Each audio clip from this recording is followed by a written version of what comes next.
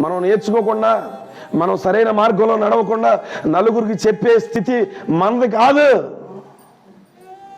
ముందు మనం ఏదైతే నేర్చుకున్నామో, ఏదైతే మాట్లాడుతున్నామో ఆ నడక మనం నడవాలి. ఆ జీవితం మనలో కనపడాలి.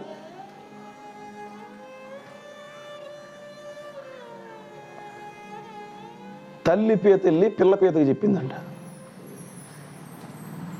ఏమని? వంకరగా నడుస్తున్నావు, తిననాడు.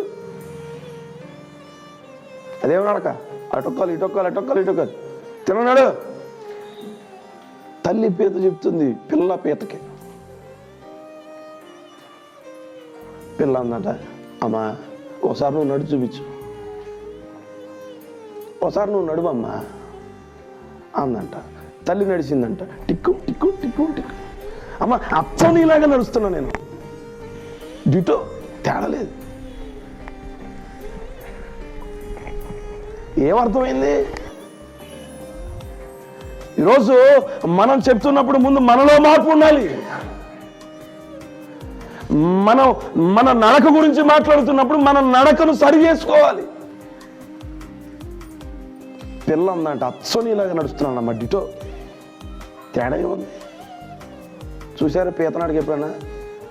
ఈరోజు నీ పిల్లలు నిన్ను చూసాక నడక నేర్చుకునేది. మరి దేవుడు నీతో ఉన్నంతకాలం ఎంతగా సరి చేశాడండి, ఎంత సరిదిద్దాడండి. ఎన్ని మాటలండి, ఎన్ని ఉపమానాలండి, ఎన్ని వర్తమానాలండి. ఈ ఉదయకాలం ముందు దేవుడు హెచ్చరిస్తున్నాడు, దేవుడే నిన్ను విడిచిపెడితే